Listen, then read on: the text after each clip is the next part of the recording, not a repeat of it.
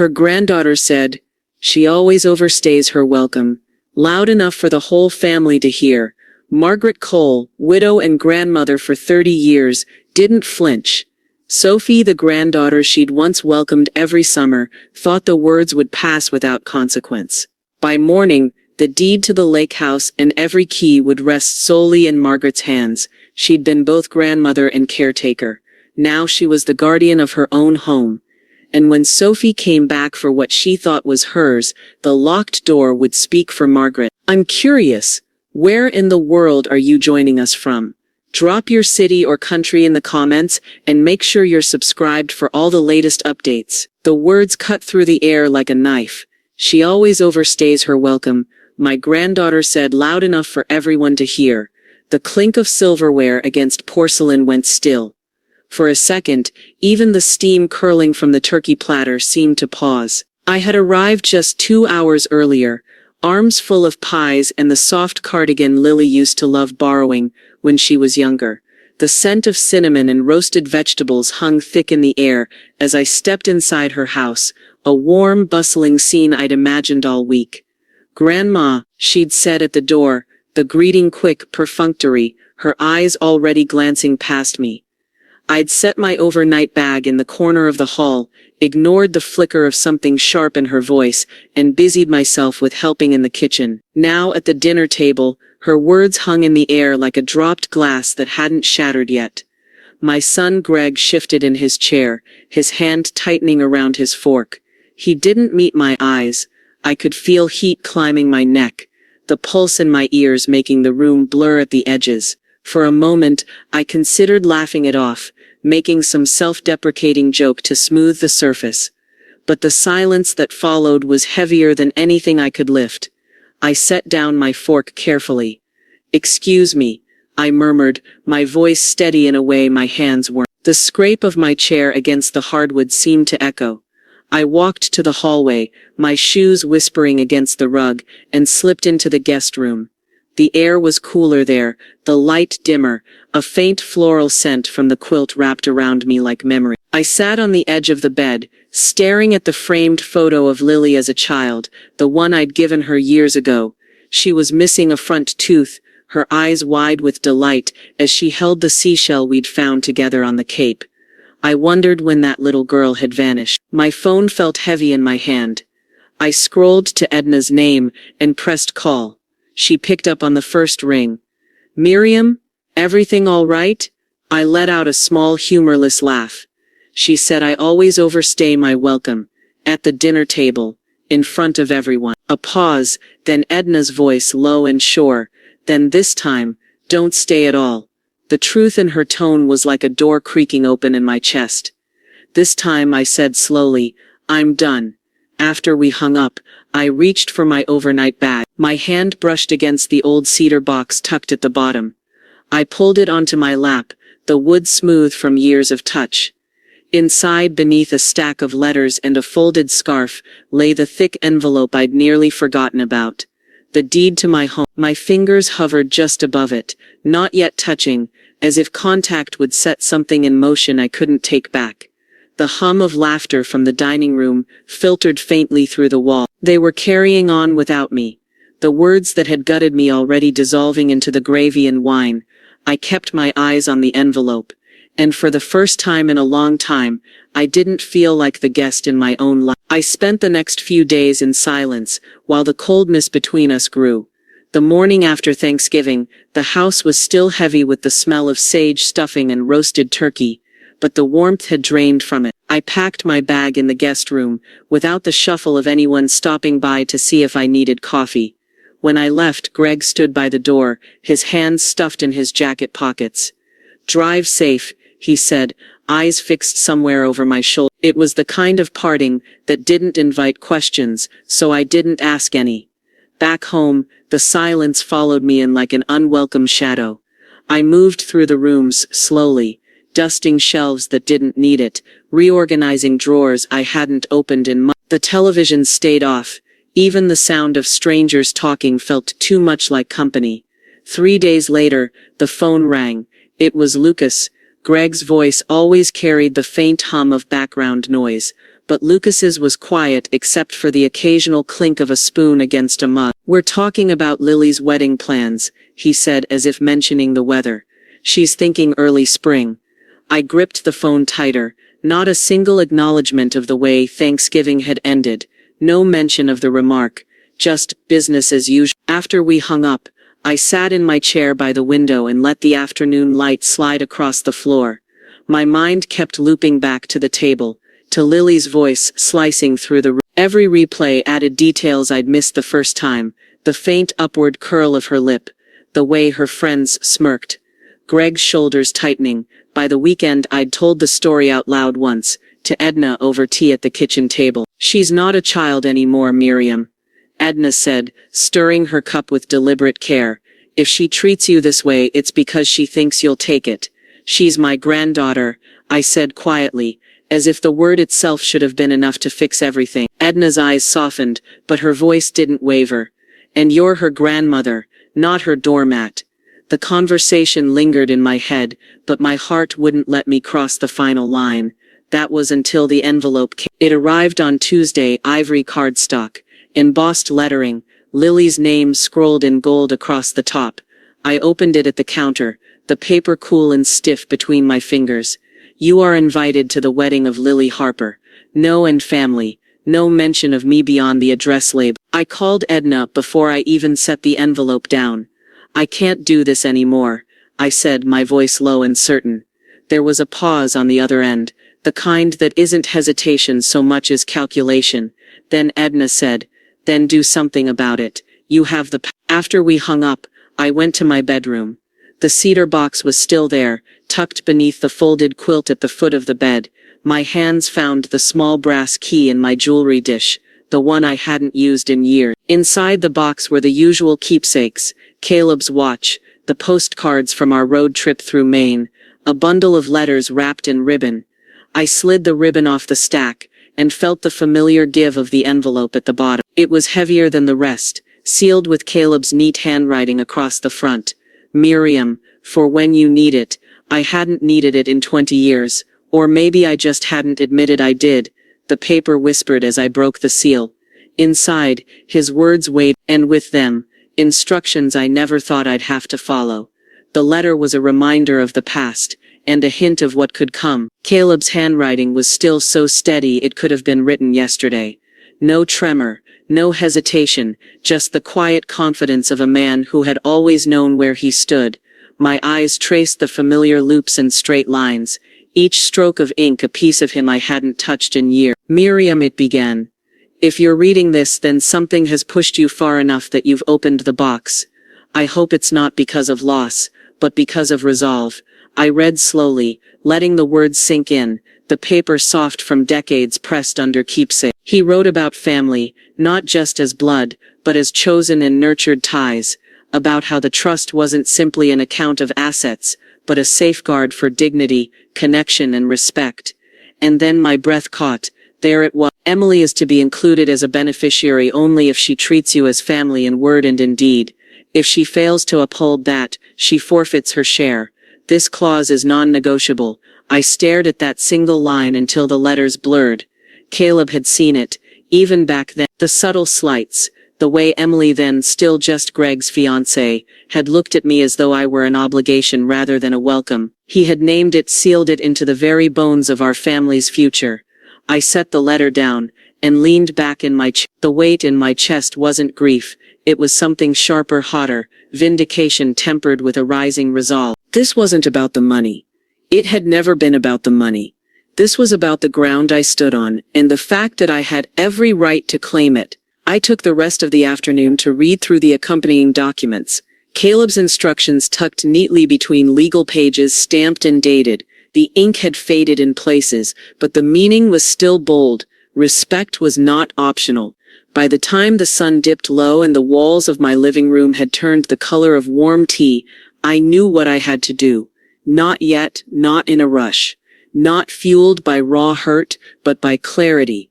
This needed to be deliberate, calculated. When I faced Emily, it would be with more than my voice. I'd have the truth in writing and the law at my back. I brewed a fresh pot of tea and carried a mug to my desk. The phone sat beside the trust documents, a silent, waiting thing.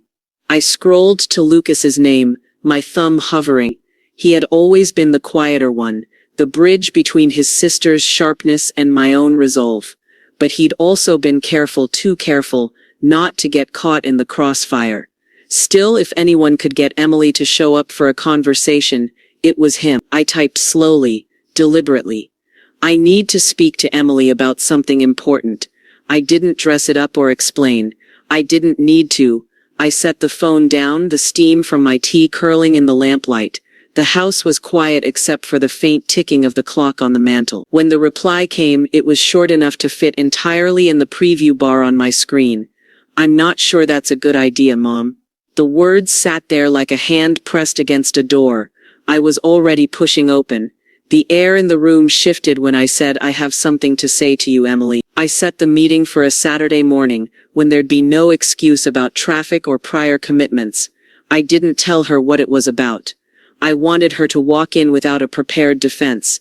The kettle clicked off just as the doorbell rang. I poured the tea into 2 cups, though I suspected hers would stay untouched. When I opened the door, Emily stood there in a slate gray coat, one hand in her pocket, the other gripping her phone like it might save her from the moment. She didn't smile. Miriam, just my name. No warmth. No pretense. I stepped aside. Come in. She moved past me without removing her coat, her perfume sharp against the faint scent of lemon polish in the room. She set her phone on the arm of the couch, still lit up with incoming notifications. I gestured to the chair opposite mine. Sit. She did, crossing one leg over the other, her eyes skimming the bookshelf like she was looking for something worth her time. I reached for the cedar box on the coffee table and lifted the envelope. The paper was worn now from my rereading, the edges softened under my finger. You're not even family anymore, I said evenly, meeting her eyes. I'd like to see if that's true. Her laugh came fast, brittle. Oh please, you're still upset about Thanksgiving? I was joking. I slid the letter free and unfolded it. My voice stayed steady, almost conversational, as I read aloud Caleb's words about the family respect clause, how being treated as family, in word and deed, was a condition for remaining a beneficiary. Emily's smirk wavered, her foot stopped bouncing. That wasn't part of the plan, was it? I asked quietly. She shrugged, feigning boredom. So what? You think a piece of paper changes anything? You can't just... I set the letter gently on the table between us, the seal side facing her. I've waited a long time to see if you could live up to this. Her eyes flicked to the document but didn't linger. You're bluffing. No, I said, leaning back. I have the legal right to distribute the trust however I see fit if the terms aren't met. I let the silence sit heavy between us before adding, and you haven't met? For the first time she looked directly at me, searching for a crack in my resolve. You can't do this, she said, her voice a shade higher now. I didn't answer. I just folded my hands in my lap and watched her absorb it. The tea between us had gone cold, the steam long gone. The room felt smaller, like the air itself had condensed around us. Her phone buzzed again on the couch arm, but she didn't look at it this time. Instead, she stood abruptly, the legs of the chair scraping against the wood. You can't do this, she repeated, sharper now, as if volume might make it true. She tried to tear it apart, but the truth held steady. Emily's words were still hanging in the air when she grabbed her phone, shoved it into her coat pocket, and strode to the door without another glance at me. The slam rattled the glass in the frame. The house was suddenly still except for the faint clink of the teaspoon in the untouched teacup. I sat back in my chair, the cedar box still open in front of me, and let the silence set. There was no regret this time, just the quiet certainty that I'd finally stepped out from under something heavy. By Monday morning, word came through a mutual acquaintance that Emily had already spoken to a lawyer. It didn't surprise me. She was the type to run head first into battle without checking if the ground beneath her was steady. Karen came over that afternoon, her scarf dusted with snow. She dropped her bag on the kitchen counter and said, I assume you've heard. I have, I said, pushing the trust papers toward her, which means we need to make sure every page of this is airtight. She read in silence for a while, the ticking clock filling the spaces between us. We'll need copies of the original notarized documents. she said finally, tapping the margin with one red-painted nail. And Caleb's signed letters. You have them?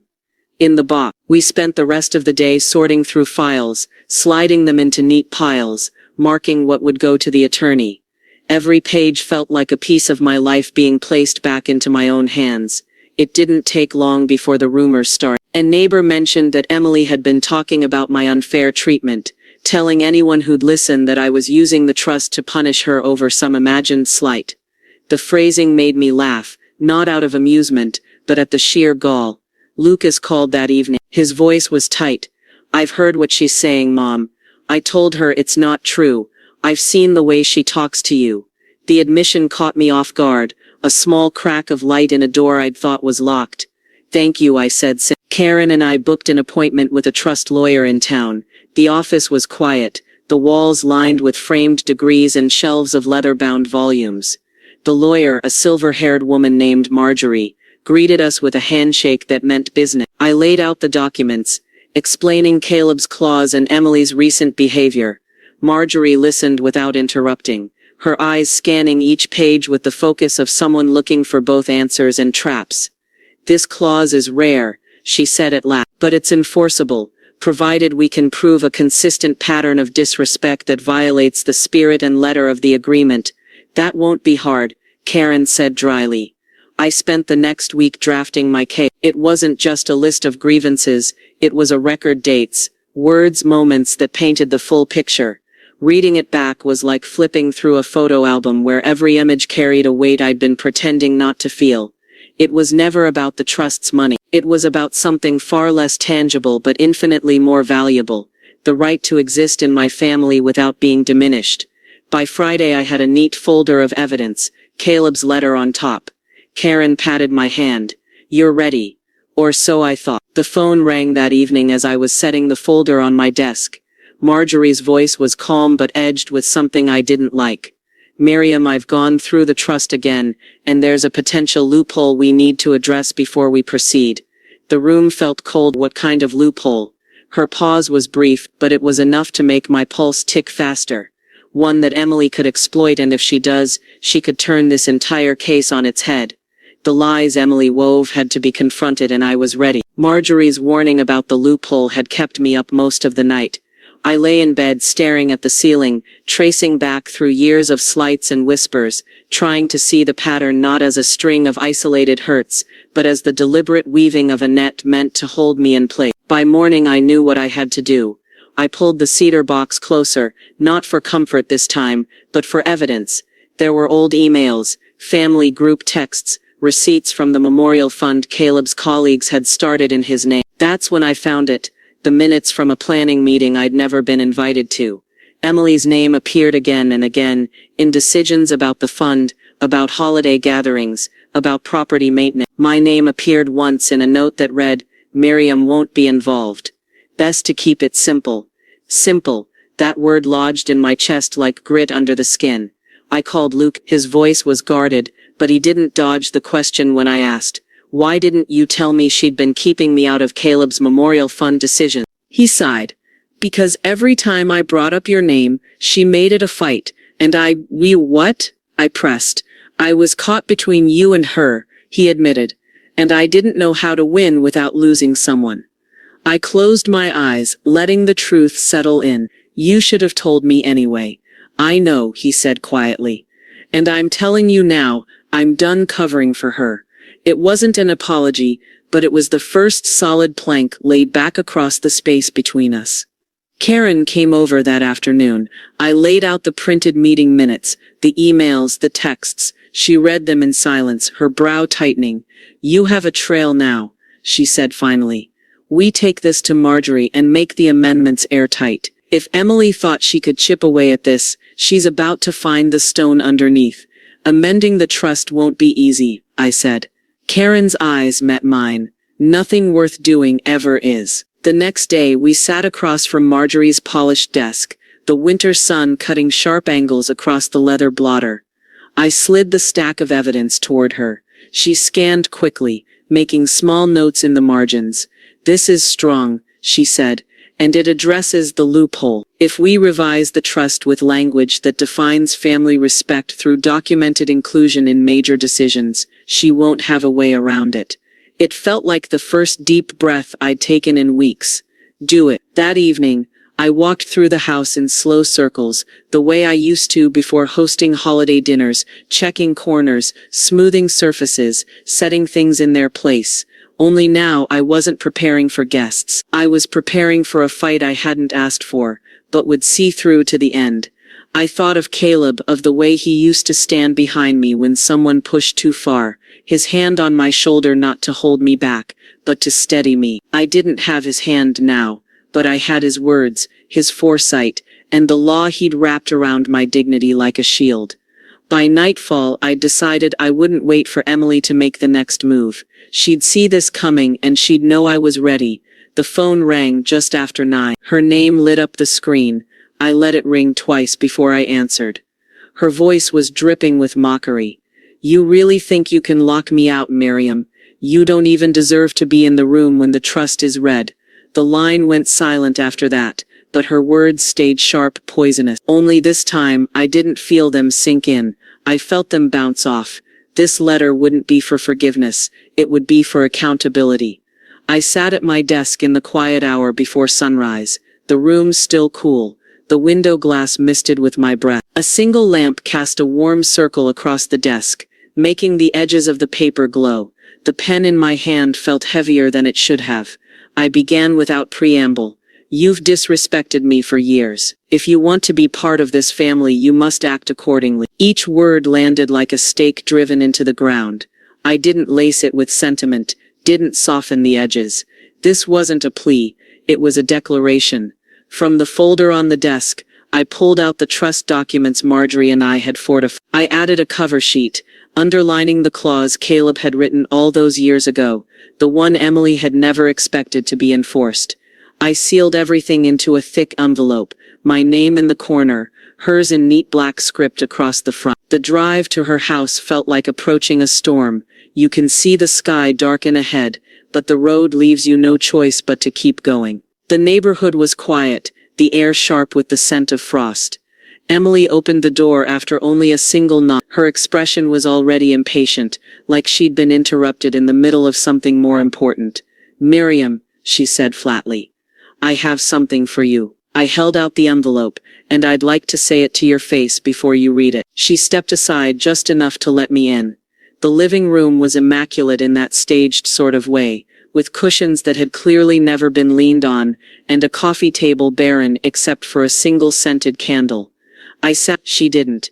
"This letter," I began, "isn't about forgiveness. It's about accountability, about making clear what will be expected if you intend to remain part of this family." Her lips curled into a smirk. "You think you can control this?" I met her gaze, steady. "I think I've been silent for too long, and silence has a cost I'm not willing to pay anymore." She tore the envelope open, scanned the first page. I saw the exact moment her eyes found the clause. The smirk faltered, then returned sharper, more brittle. "You really think some piece of paper changes anything?" "No," I said, calm as a still pond. "I think your behavior will." Her jaw tightened. She glanced at the trust documents, then at me. Without a word, she ripped the pages in half, then in quarters. The sound of tearing paper filled the room, slow and deliberate. She dropped the pieces onto the coffee table like she was scattering ashes. I didn't flinch. When the silence settled again, I leaned forward, resting my hands on my knees. "That won't be the last letter you receive from me." Her eyes narrowed, searching for a reaction she wasn't going to get. I stood, smoothed my coat, and walked to the door. The fragments of Caleb's words lay in a jagged little pile behind me, but their meaning was untouched, because I still held the original. Outside, the frost on the lawn glittered in the weak sunlight, the air sharp and clean. The cold bit at my cheeks, but it felt like clarity. I didn't look back.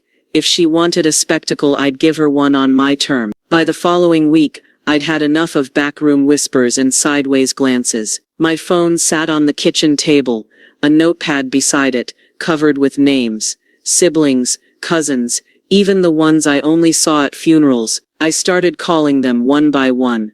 I told them the truth, not the softened version, not the let's keep the peace version. The trust clause, the years of exclusion, the letter she'd torn up in her pristine living room. Some were quiet at first, but silence broke once I finished. I always wondered why you weren't at half the family events, my cousin Anne said.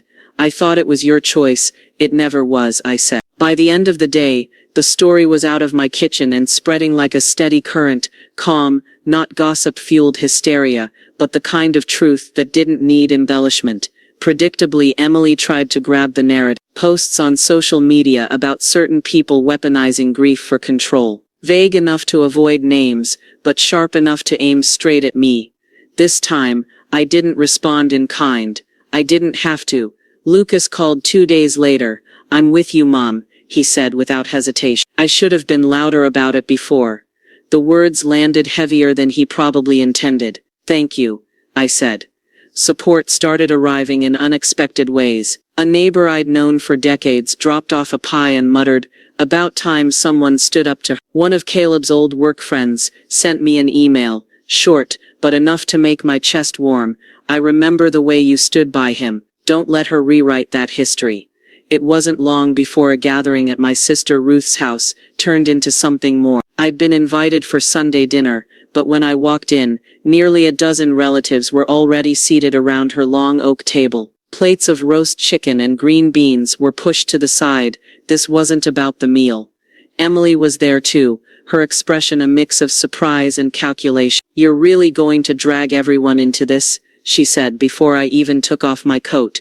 No, I said, sliding into a chair. I'm going to make sure no one has to wonder what's true. She laughed, brittle and loud. You've betrayed the family. I didn't raise my voice. Protecting it isn't betrayal. The room shifted, not in my favor or hers, but into something charged. Questions started coming, not from me but from the others. Why hadn't I been told about meetings? Why had my name been left off invitation? Why had Caleb's memorial fund been handled in secrecy? Emily deflected, rolled her eyes, even tried to change the subject, but the momentum wasn't hers anymore. I'm willing to resolve this, I said finally, when the questions had quieted. In front of everyone, a public family mediation. Her mouth twisted like she'd tasted something sour. You think that'll help you? I think it'll help the truth. The room went still again.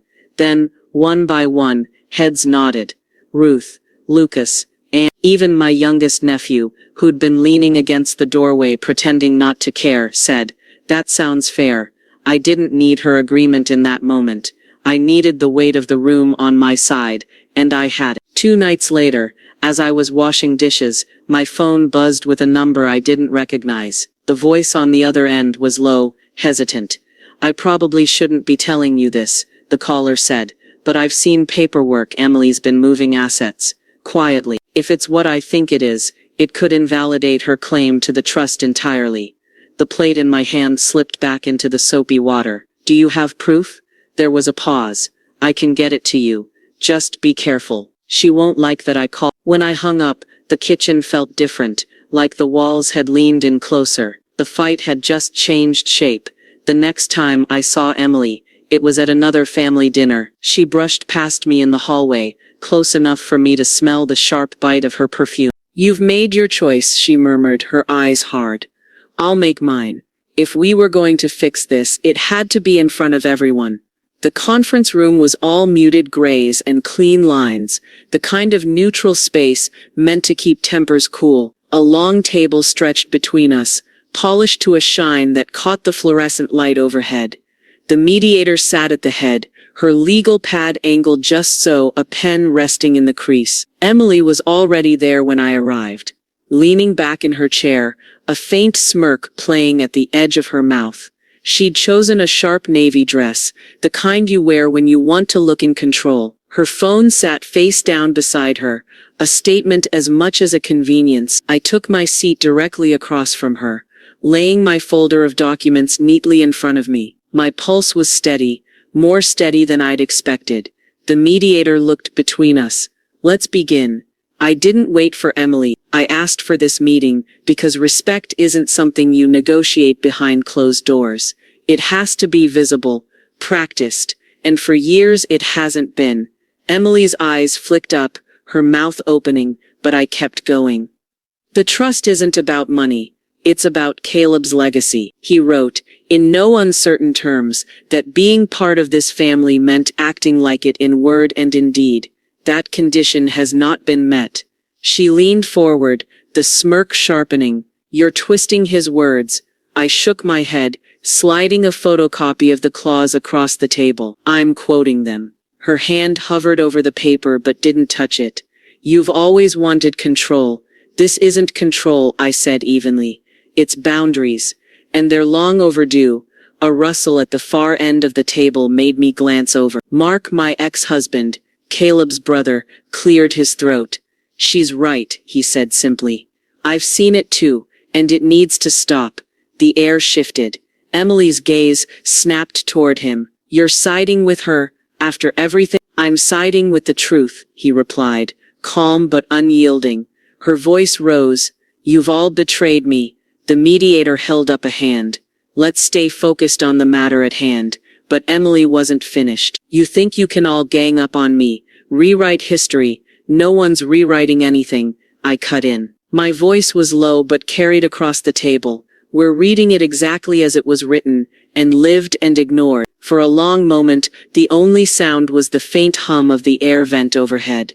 The mediator glanced down at her notes. There is an option, she said slowly, to resolve this privately, without making amendments that could cause permanent division. No, I said, before Emily could answer.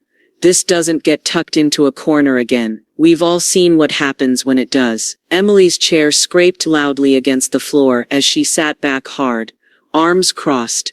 The mediator looked from her to me, then back again. Very well, I'll review the clause in its entirety, and based on the circumstances presented, I may recommend revisiting its language. The word revisiting hung in the air like a cloud about to burst. Emily's lips curved, not into a smile but into something colder. She thought she'd found an opening. I kept my gaze steady on the mediator, not letting Emily's expression pull me off course. But inside, my mind was already calculating what revisiting could mean, and how quickly the ground beneath me might shift. The meeting adjourned with the scrape of chairs and the rustle of papers. No decision yet, just the mediator's parting words, crisp and final. I'll be in touch with my ruling. The choice was made, but it wasn't hers to make. 3 days after the mediation, the call came. I was standing at the kitchen counter, the kettle just beginning to whistle, when the phone lit up with the mediator's number. My hand was steady when I answered, but my breath was not. Her voice was measured, professional, but there was no mistaking the outcome. After reviewing the clause, the supporting evidence, and the testimony presented, I've decided the trust will be upheld in its current form. The conditions remain enforceable. For a moment the only sound was the kettle behind me, screaming into the air. I turned it off and whispered, thank you. The meeting to deliver the decision was set for that Friday. The same gray conference room, the same long table. Emily was already there when I walked in, her arms crossed, her jaw set. She didn't look at me. The mediator cleared her throat. I've reached my decision. The trust clause stands as written. The requirement for respect in both word and deed remains in force. Any violation will impact beneficiary status, as stipulated by Caleb's original document. Emily's head jerked up. So you're saying I have to play nice, or you take everything away from me? I'm saying, the mediator replied, that you have to honor the terms you agreed to when you became part of this family. Emily's laugh was sharp, brittle. Then I don't accept this new family dynamic you're all pretending is healthy. Mark, who had been silent until now, leaned forward, his voice low but firm. You've made your choice, Emily. Don't pretend anyone else made it for you. Her eyes flashed at him, then at me, like she was searching for someone to back down first. I didn't move. This is ridiculous, she spat, shoving back from the table. You think you've won, you've just made things worse for everyone. But no one followed her when no one said her name. The slam of the door echoed in the quiet room. I sat back in my chair, letting my hands rest on the folder in front of me. The trust documents were inside, worn at the edges but intact. Caleb's words preserved exactly as he'd written them. The mediator packed her notes, murmured something about the paperwork being finalized, but my attention had already drifted to the others, still seated around a table. Ruth gave me a small nod. Lucas met my eyes and didn't look away. Even Mark offered a quiet, almost imperceptible smile. Something in the air felt different. Not lighter, not yet, but settled. The fracture was there. Yes, but it no longer ran under my feet. When I got home, I placed the trust folder back in the cedar box and slid it into its place at the foot of my bed. The fight was over, at least this part of it. The house was still, the kind of still that comes after a storm passes, and the ground is still wet. I brewed a fresh cup of tea and carried it to the living room, sitting in my favorite chair by the window. Outside, the light was fading into that soft winter gray that made everything look older, quieter. The phone buzzed on the table beside me. I glanced at the screen. Emily's name. I almost let it go to voicemail. Almost. When I answered, there was no greeting, just her voice, low and sharp. "You'll regret this." And then the line went dead. Regret doesn't come from making the right choice. It comes from staying silent.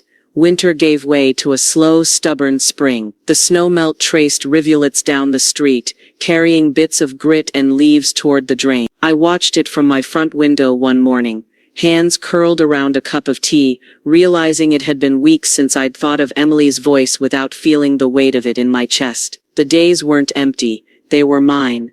I started a day trip to the coast with Karen, where we walked the weathered boardwalk and ate fish sandwiches wrapped in greasy paper. A pottery class at the community center, my hands clumsy at first, but steadier with each attempt. I bought a pair of red gardening gloves, the kind I would have once called frivolous, and spent whole afternoons turning soil for a bed of tulips I'd decided would bloom no matter what. Lucas called more often now. Not every day, sometimes not even every week, but enough that the space between us began to feel like a bridge rather than a canyon. His voice was careful at first, conversations light and polite. Then one evening, he asked about the pottery class. "I didn't know you liked that sort of thing," he said. "I didn't either," I replied, smiling into the phone. He laughed softly, and it was the first time in a long while it didn't sound strange. Letters and calls began arriving from cousins, nieces, even old family friends I hadn't spoken to in years. Most carried a version of the same sentiment. "We're glad you spoke up. We saw more than you think." The words landed like warm stones in my hands, solid, grounded. One afternoon, I drove out to the countryside to visit Ruth. We sat on her porch swing, with blankets over our knees, sipping coffee from mismatched mugs, while the wind rattled the chimes overhead. She leaned toward me and said, "You look lighter." I realized she was right. It wasn't happiness. Not exactly. It was the absence of something that had been pressing against me for years. Silence, yes, but the kind that suffocates. Now the quiet was my own choosing.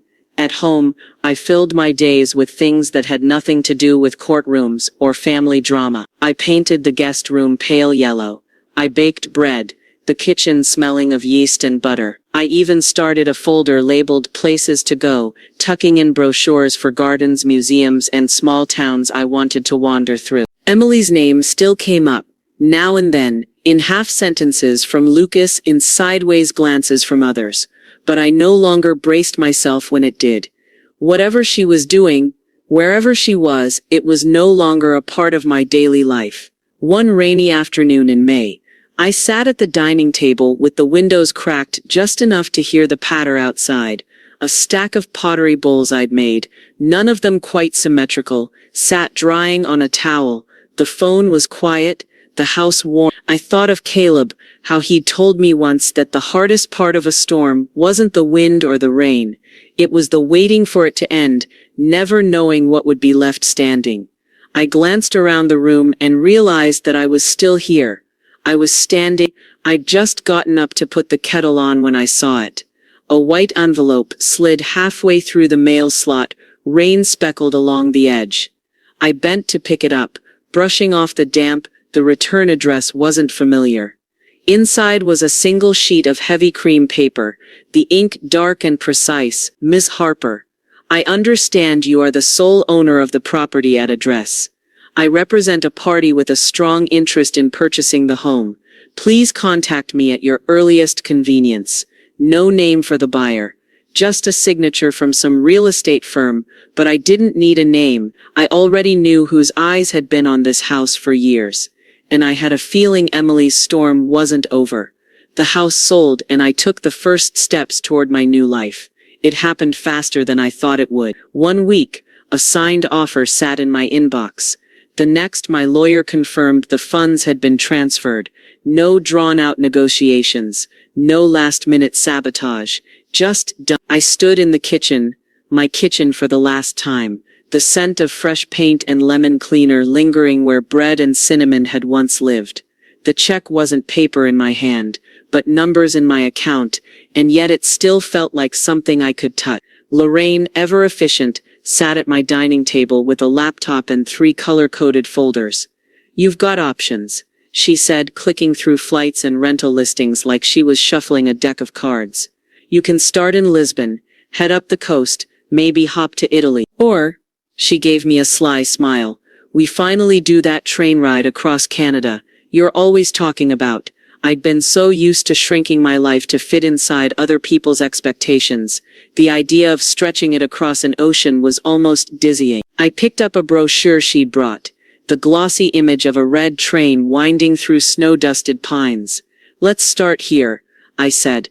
My voice sounded lighter, like the decision had already begun to clear space inside me. The days that followed were filled with the kind of tasks that felt both exhilarating and bittersweet. Closing accounts tied to the house, donating boxes of things I no longer needed, packing only what felt like mine. There were no whispered criticisms, no footsteps pacing in the next room, just me, deciding. Some nights I'd sit with a glass of wine and a notebook, listing places I'd see and things I'd do, pottery in Portugal, a painting retreat in the south of France, maybe even tango lessons in Buenos Aires. I was building a life that didn't leave room for apology. The proceeds from the sale weren't extravagant, but they were enough. Enough to say yes more often. Enough to make choices without checking anyone's temperature first. Enough to feel like I owned not just a bank account, but my days. One morning, a moving truck pulled into the driveway. I watched from the sidewalk as the new owners unloaded boxes, their voices muffled but cheerful. A small boy with a shock of red hair ran circles around a woman carrying a plant, too big for her arms. She laughed, the sound spilling out into the street. It didn't ache the way I thought it might. If anything, it was like watching a book I'd finished being handed to someone who couldn't wait to start reading it. I smiled, turned away, and didn't look back. The first holiday season without the house arrived almost quiet. No arguments about who was coming when. No hollow invitations sent out of obligation. I spent Christmas Eve in a small cabin by the lake, with Karen and Lorraine, the 3 of us making a mess of the kitchen with gingerbread that looked nothing like the picture on the box. Snow fell thick and slow outside, muting the world to just us. I thought that was the end of the story, but in late January, the mediator called. Her voice was measured, but there was an undercurrent of something sharp. "Miriam, in reviewing documents related to the estate, we found irregularities, specifically signatures that appear to be yours but aren't." The words felt both distant and immediate, like thunder you see before you hear. She continued, "We believe Emily forged your signature on certain authorizations in an attempt to expedite her control over the estate. If proven, this could add significant legal weight to your claim." I gripped the phone tighter, feeling both the shock and the strange relief that came with confirmation of what I'd suspected for years.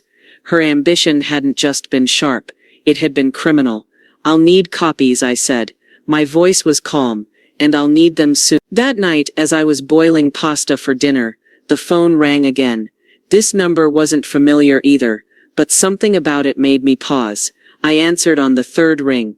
The voice on the other end was warm, almost tentative, but unmistakable. "It's been a long time, Miriam." I set the spoon down slowly, my pulse steadying into something sharper, because I knew exactly whose voice it was. He wanted to talk, but I no longer needed his permission. Mark's voice had the same low timbre it always had, but there was a hesitation in it now, like every word had to be cleared through something heavier. "I'd like to see you," he said. "Just to talk." I agreed, but chose the place myself. A small cafe with mismatched chairs and the steady hum of an espresso machine, far from the neighborhoods that still carried our history. When I arrived, he was already there, hands wrapped around a mug as if it might anchor him. The years had added lines around his eyes, but the way he looked up when I walked in, the searching was unchanged. "Miriam," he said, standing as if we'd rehearsed civility. I sat opposite him. "Mark." For a moment neither of us spoke. The clatter of cups and soft hiss of steam filled the gap. "I wanted to say I'm sorry," he began, "for all of it, for not stepping in sooner, for letting things get so far with Emily." I kept my face still, my hands around my own mug, and he glanced down. "She wasn't always like that, or maybe I didn't see it. She felt threatened by you, by the connection you had with the rest of the family. I thought giving her space would help, but he stopped, ran a hand over his jaw. It just gave her more room to push you out." His voice held that familiar mix of regret and self-defense, the tone that tried to turn a confession into a compromise. "Mark," I said quietly, "your explanations don't excuse the pain. They don't undo the years I spent wondering why no one stood beside me." He nodded once, a small stiff movement. "I know, I can't fix the past, but I'd like to stay in touch. Maybe start fresh if you'll let me." I studied him for a moment, the man who had once been a constant in my life, then a stranger in the same room. "I'm open to it," I said finally, "but I don't need it to stand on my own." Something in his shoulders eased. Maybe relief, maybe resignation. Fair enough. We talked for a little while longer about ordinary things. Neutral ground. When we parted, he offered a small wave from across the street before disappearing into the flow of traffic. I walked back to my car with the quiet satisfaction of someone who had once needed an answer, and realized she didn't anymore. Back at my new place, a smaller house with sunlit rooms and walls that already felt like they knew me, Lorraine was at the kitchen counter sorting through the mail. A stack of envelopes sat between us, bills and catalogs fanned out like a deck of cards. "You've got mail," she said, sliding one to the top. "From someone unexpected." The envelope was heavy, the kind of paper that holds its shape. No return address. My name written in ink I didn't recognize. I looked at Lorraine. She raised an eyebrow. "Are you going to open?" I didn't answer right away.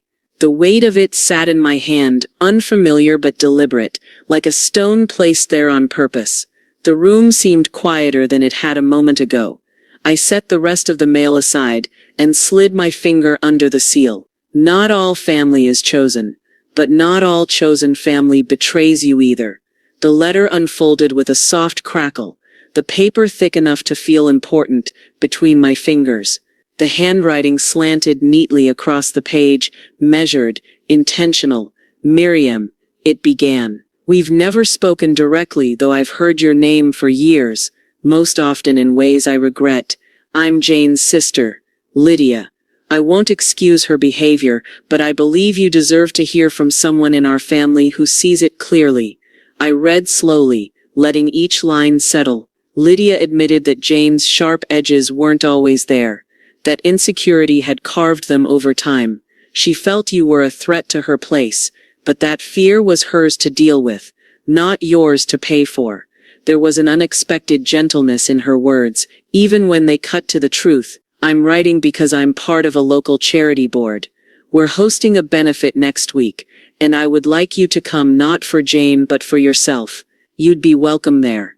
I'd like to meet you, hear your side in person, and perhaps start something new."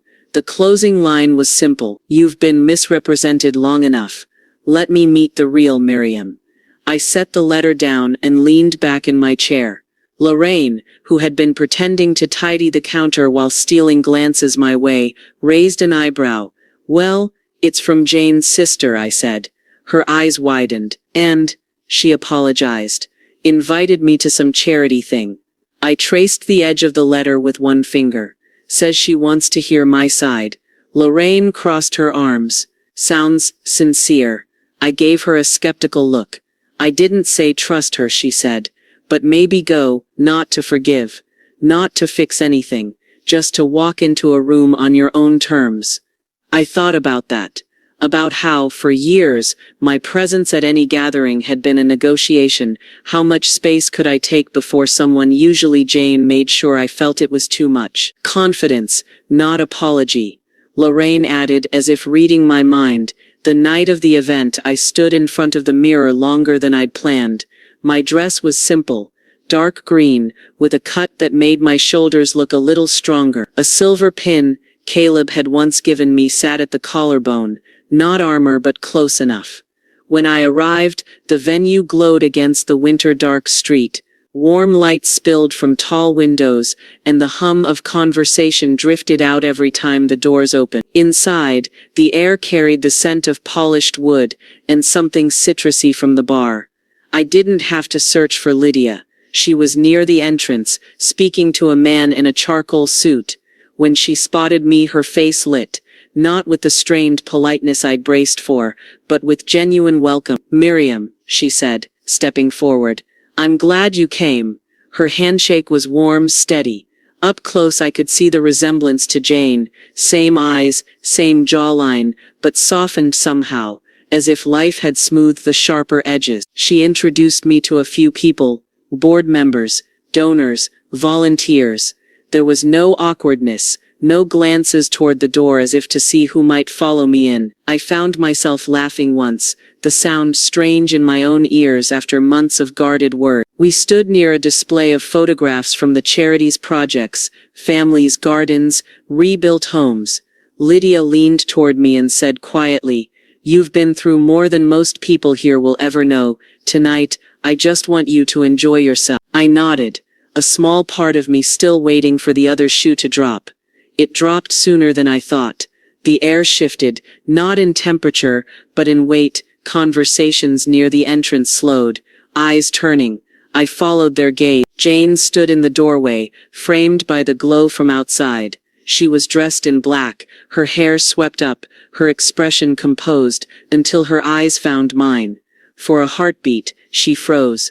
They gave me a paper plate. I built a new table. Thanksgiving morning began not with the smell of turkey, but with the hum of conversation drifting in from the kitchen. Lorraine was already there, hair tied up in a scarf, orchestrating the chaos like a conductor, checking the oven, shooing people out of her way, laughing when they didn't listen. I stood in the doorway for a moment, coffee mug warm in my hands, watching my house fill with the kind of sound that doesn't echo, it settles.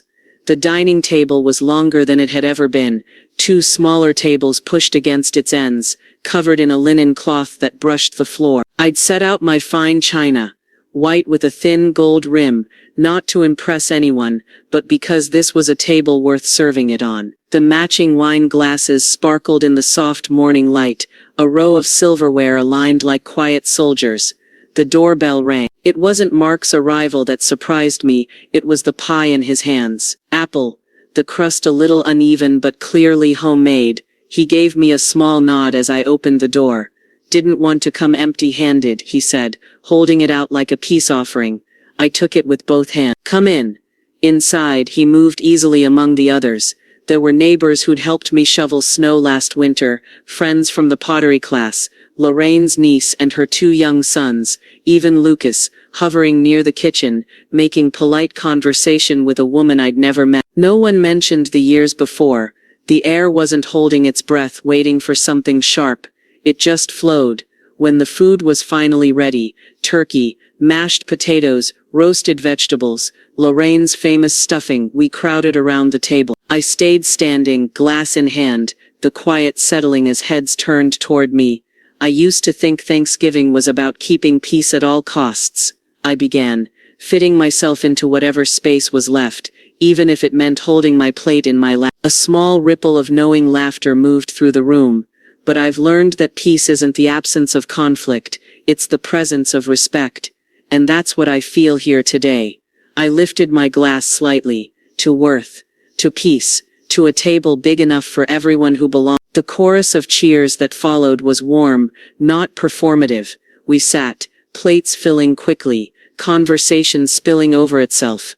Across from me, Lorraine was trying to teach one of her great-nephews how to politely ask for the mashed potatoes, without simply pointing. At the far end, Mark was listening intently to Lucas describe a hiking trip, both of them nodding like they'd just discovered a shared language.